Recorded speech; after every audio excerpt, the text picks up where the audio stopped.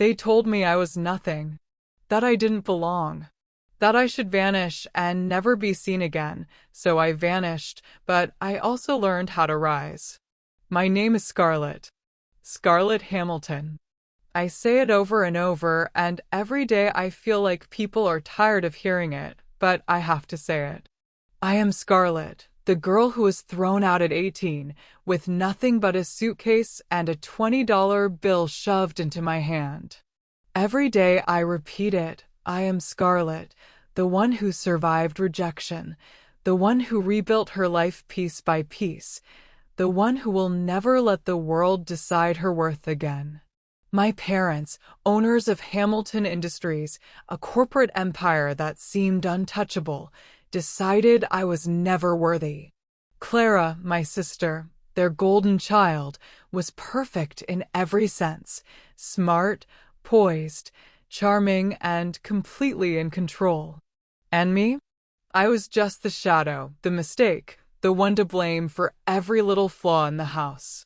That night, the night that shattered my world, my father didn't even look at me. "You were never meant to be one of us," he said, flat, cold, final. My mother stayed silent, clutching Clara's hand, as if endorsing the verdict. And the rain fell like 1,000 tiny reminders that the world had decided I was nothing. Clara watched me leave, her expression unreadable, part pity, part triumph. And I just packed my suitcase, grabbed the $20 bill they had tossed at me like trash, and stepped into the storm. I promised myself then, silently, you may have erased me, but one day you'll see just how far I can go. They said I had stolen from the company, that I had manipulated accounts, that jealousy drove me to sabotage Clara's future. The truth? Clara had framed me, and my parents had believed her without hesitation. That night, I learned betrayal isn't just cruel, it can be quiet, calculated, and devastating. The first months were merciless. Cheap hostels, cold meals, endless nights spent staring at walls that didn't care about me. I took every job I could find, waitressing, cleaning, deliveries. People walked past without seeing me. Maybe that invisibility was my advantage. Every insult, every dismissal, fueled a fire I didn't yet understand. One night, sitting outside a diner on the curb, a cup of lukewarm coffee in my hands and $17 to my name, I wondered if I would ever rise from the wreckage. That's when she noticed me. Evelyn Price, retired CEO of a shipping company, calm, observant, like she could see every fracture I carried. "Do you always work this hard just to survive?" she asked, curious, but not pitying. I smiled faintly. "Survival's all I've got right now." She saw more than survival. She saw hunger, determination, raw ambition. She took me under her wing, teaching me the mechanics of business, branding, negotiation, and most importantly, the power of silence. "Never show your wounds," she said. "If you stay quiet, the world will reveal its weaknesses for you." From that moment, survival was no longer enough. I was building something greater. Slowly, deliberately, I created Elysium Freight Systems, a small logistics company, started with one laptop, one phone, one vision. A heaven for the forgotten. My first client came through Evelyn's contacts, the second followed, then the third. I worked nights that stretched into mornings, calls, emails, logistics strategies. Every exhaustion, every setback, fueled me more than before. And every time I thought of quitting, I pictured Clara's smug, victorious smirk as I left my childhood home. That image burned into me like a brand. I would never be powerless again. The years passed. The company grew, quietly but steadily. Media started calling me the silent CEO. No one knew the fire behind the calm. They didn't know the countless nights I spent planning, studying, building contacts, learning how to command without shouting, how to win without proving it to anyone. I never spoke of my past. Silence became my shield, my weapon, my statement. I was invisible, but that invisibility was no longer weakness. It was strategy. And slowly, Elysium became something bigger than just deliveries. It became a name, a force, a presence that demanded respect without ever raising its voice. By the time I was 25, my company was handling contracts that my family's empire would have considered competitive. I was growing stronger, smarter, untouchable in ways that Clara could never imagine. And yet, the real battle, the one I had been preparing for in silence, had not yet begun. One morning, as I sat reviewing client proposals, my assistant walked in holding a file. "Miss Hamilton, this new applicant," she said. The name caught in my throat. Clara Hamilton. She was applying to my company. The sister who had destroyed my life was now unknowingly coming to work under me. My heart didn't race, it stayed calm. My silence was ready. My patience was ready. My revenge, however subtle, had been decades in the making. I told HR to schedule an interview. "Just make sure it happens today," I said. Inside, I smiled faintly. I would watch. I would let time and circumstance do what confrontation never could. Weeks passed. Clara arrived, confident, unaware, polished. I greeted her not as her sister, but as Scarlett Hale, the CEO she had no idea existed. I asked questions that mirrored her past manipulations, her hidden insecurities. She faltered without realizing why. Every project I assigned her forced her to navigate scenarios she had once tried to use to manipulate me. The silent echo of her actions became her undoing. I never yelled. I never exposed her directly. I let her make her own mistakes, watch herself crumble, and slowly, inevitability brought her closer to the truth. Then came the night of confrontation.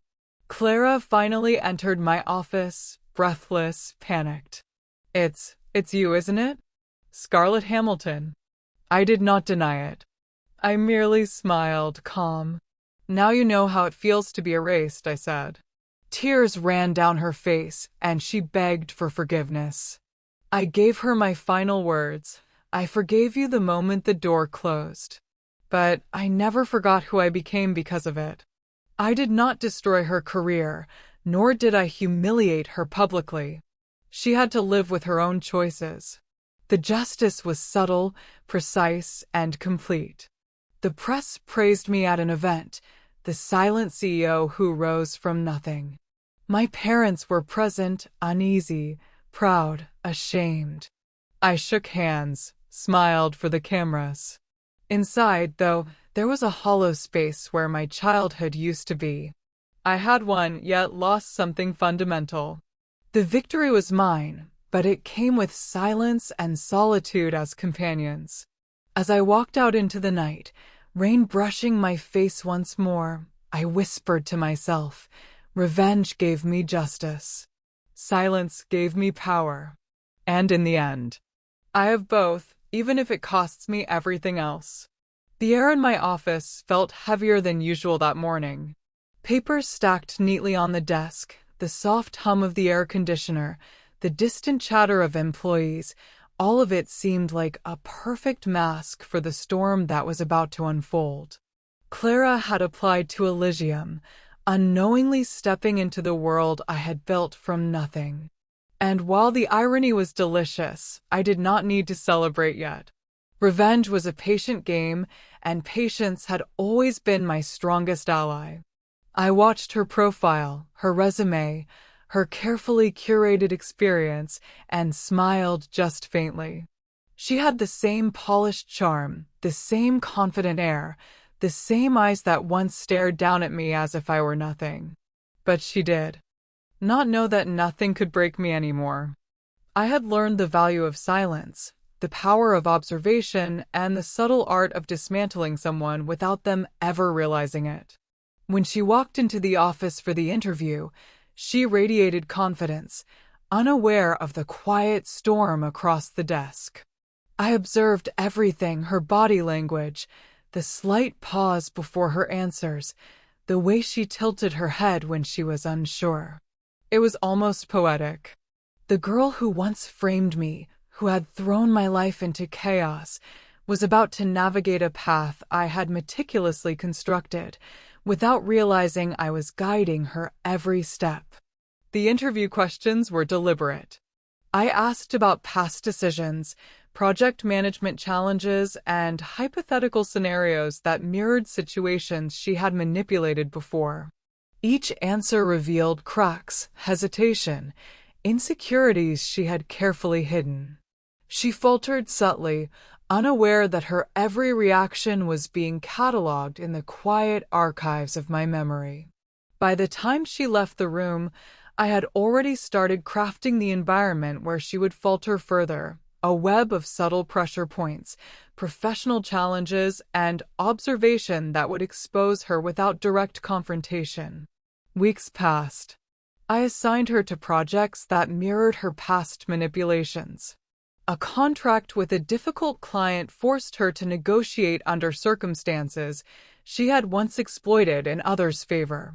An internal team conflict echoed the office politics she had previously used to advance herself.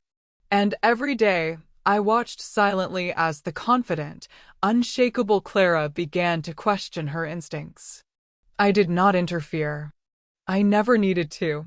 The system I built, the subtle influence of Elysium's structure, and the consequences of her own decisions began to unravel her. Employees noticed her hesitation. Her confidence wavered in meetings. Small mistakes, the kind she would have punished others for, began to surface. And all the while, I remained silent, my eyes on the bigger picture, my patience as deep as the ocean. The subtlety of my revenge was deliberate. I wanted her to experience the sensation of being powerless without realizing who controlled the strings. Each day was a lesson for her, each project a mirror reflecting her own past misdeeds. I observed, waited, and let inevitability do the work that confrontation never could. And yet, even as I watched her stumble quietly, I could not ignore the cost. The empire I had built required my solitude. Every moment of focus came at the expense of personal connections, family ties, even fleeting moments of trust. The power I wielded was intoxicating, but it was paired with a quiet emptiness, a hollow space carved out by years of isolation and betrayal. Then came the first meeting that truly tested her. I assigned her to lead a high-stakes contract with a major client, a negotiation that required precision, confidence, and composure under scrutiny. The client was demanding, their patience thin. Clara prepared meticulously, rehearsed her arguments, projected her authority. And yet, under pressure, she faltered. Questions she had answered confidently in practice sessions stumbled out of her mouth in real time.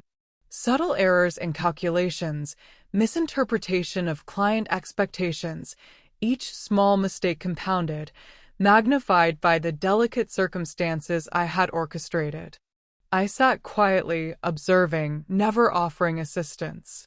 Every subtle misstep reflected not only her inadequacies, but also her past arrogance, the hubris that had once cost me everything. And I realized then that true revenge is never loud.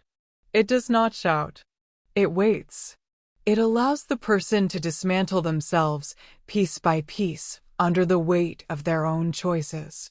By the end of the day, Clara returned to her desk, exhausted and anxious. I did not approach her. I did not chastise. The silence itself was enough. It pressed on her an invisible force that made her question every decision she had ever made. And I understood fully that patience, composure, and calculated observation were far more powerful than any dramatic confrontation could ever be. Weeks turned into months. Every assignment I gave her was designed to test, challenge, and subtly expose. A team presentation, a critical deadline, a negotiation with a rival company. Each scenario forced her to confront situations she had previously manipulated in others' favor. I remained distant, silent, observing the consequences of her own actions. And slowly, she began to falter consistently. Confidence gave way to doubt, certainty to hesitation. The girl who had once smiled at my misfortune now faced the silent architecture of her undoing. One evening, as the office emptied, I lingered over reports, reviewing her progress, noting each subtle miscalculation, each moment of hesitation. I did not feel triumph or malice, only satisfaction in the inevitability of consequence. Every action, every choice she had made, was being mirrored back at her through the precise mechanics of Elysium. And all the while, I remained invisible, the architect of a subtle reckoning. The day she finally confronted me came without warning. She entered my office, her composure slipping, her voice tense. It's you, isn't it? Scarlett Hamilton. I did not react immediately. I let the words hang between us, measured, deliberate. I smiled faintly, calm, collected. Yes, I said. Now you know what it feels like to be erased. Her face shifted, panic, disbelief, shame. She realized, finally, that the girl she had dismissed, the girl she had framed, had built not just a life, but an empire, and that empire had been orchestrated to expose her with quiet precision. Tears welled in her eyes. She attempted to apologize, to justify, to explain. I listened, letting her words tumble, uncut, unfiltered. My silence was my answer. She did not need forgiveness. She needed to confront herself. And in that moment, she did. By the time she left my office that evening, Clara had changed. Not completely, not perfectly, but enough. The universe had ensured she faced her reckoning quietly, elegantly, painfully. I had achieved justice not through confrontation or humiliation, but through the subtle weight of inevitability. The office was quiet that night. The city lights spilled across the polished floors, casting long shadows over my empire, Elysium Freight Systems. For years, I had built this world with nothing but patience, strategy, and silence. Every move calculated, every setback endured, every betrayal remembered. And now it was time for the final chapter, not just for Clara, but for me. Clara had been struggling quietly for months. Each assignment, each negotiation, each subtle trap I had set had slowly chipped away at her confidence. She didn't know I was orchestrating it all, and that was the beauty of it. Revenge, I had learned, was most satisfying when it was invisible, when the person dismantled themselves without realizing who pulled the strings. She walked into my office that evening, her usual poise faltering. Her eyes flickered with a mixture of fear and disbelief, and for the first time, I saw a shadow of the little sister she once pretended to be. "It's really you," she whispered, barely audible. I don't understand. How did you? I didn't answer immediately. Silence had always been my weapon. I let her stew in it, let her mind race to explanations that would never satisfy her. Finally, I leaned back in my chair, fingers steepled, eyes calm. "Yes," I said simply. "It's me. Every bit of what you thought you destroyed has come back, and more." Her face twisted in shock. "But I thought. You thought I would stay small, invisible, broken," I interrupted gently. "You thought that erasing me would erase everything I could become. But look at us now. You are here, under my roof, in my company, facing the consequences of your choices without knowing it." She stepped back, panic creeping in. Her hands trembled slightly as she clutched the folder with the client proposals. I didn't. I was just doing my job. I smiled faintly. Your job was always to manipulate, to control, to dominate. And now I've given you a lesson in the one thing you never understood of humility. You've been navigating challenges designed from the shadows, and every misstep has been a mirror of your own past actions. Her knees felt weak, and for the first time, I saw her truly vulnerable. It was intoxicating, yes, but also bittersweet. I hadn't wanted her to suffer, only to confront the consequences of her arrogance. Then I did something unexpected. I stood, walked around my desk, and approached her calmly. I held out a hand, not in forgiveness, not in reconciliation, but as an invitation to witness the strength she had underestimated. Clara, you can leave. You can walk out of my company right now and never return. Or you can stay, learn, and finally understand what it means to respect the work and the people around you. She looked at me, eyes wide, searching for a trap. There wasn't one, not anymore. The real trap had always been her own pride. Finally, tears welled up in her eyes, and she nodded slightly. She would stay, cautiously, carefully, but she would stay. Weeks passed. Clara adapted slowly. She learned humility through experience, and I continued to oversee her growth silently. The empire expanded, clients flourished, and Elysium became a name spoken with respect across the industry. But even as power settled around me, I felt the emptiness that always accompanied triumph. The revenge had been complete, yet victory came at a personal cost, solitude. The fracture of family, the lingering ache of years stolen from my youth. Then came the twist, the unexpected, the revelation that no one saw coming. One evening, I discovered a document buried deep in the company archives, an anonymous letter addressed to me, revealing that Clara had never acted alone in framing me. There were others in Hamilton Industries, my own parents included, who had quietly orchestrated my removal from their lives, all to protect Clara and their own pride. The truth hit me like a storm. Every bit of betrayal I had thought was hers alone had been a conspiracy of the people who were supposed to love me most. My anger surged, yet I realized that I had already outgrown the need for vengeance against them. I had created a life, a company, a force that was untouchable. They had underestimated me, and that had been their ultimate mistake. In that moment, I made a choice. I did not confront my parents. I did not humiliate them. I would let them live with their guilt silently, just as Clara had learned humility quietly. My revenge had been precise, invisible, and absolute. It did not need dramatics. It only needed the quiet knowledge that I had won on my terms. I walked through the office, the city skyline glittering through the glass walls. Employees working late, unaware of the history that had unfolded, unaware of the empire that had risen from betrayal and silence. I breathed deeply, letting the weight of power and justice settle.